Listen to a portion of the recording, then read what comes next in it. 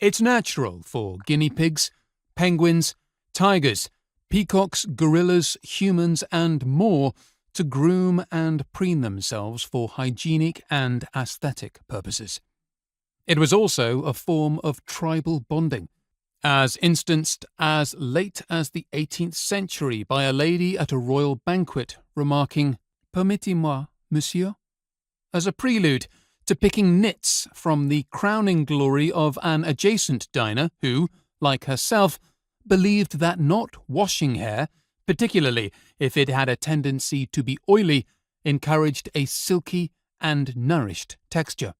If it had become too dirty even by the standards of the day, a man of means had it cropped like a convict and donned a periwig for formal occasions anyway. Made of human, goat or horsehair, wigs attracted insects, but, as a turban does in Eastern cultures, also served to disguise greying, baldness, and, more insidiously, the ravages of age.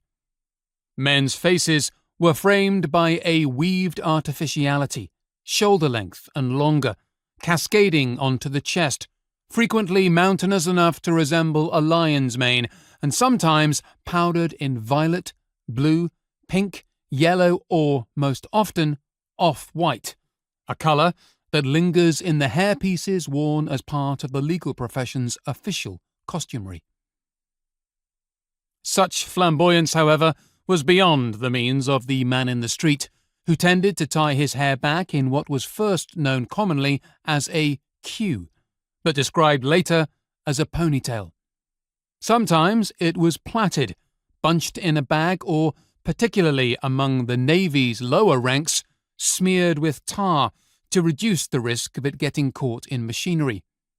However, around the time of the Napoleonic conflicts, the regulations of most European militia made short hair obligatory.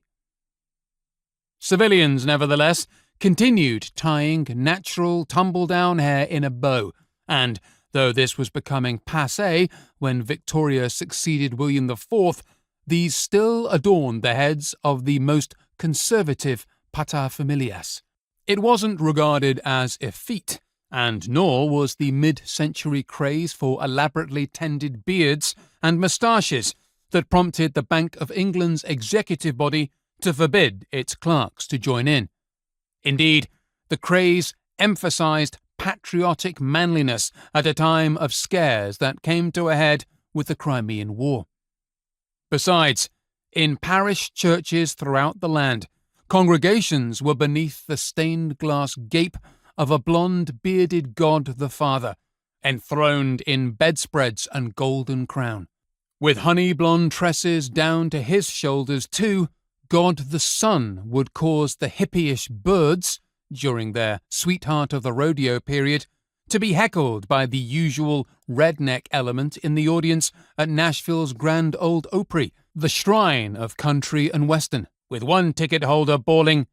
"Get back on the cross!"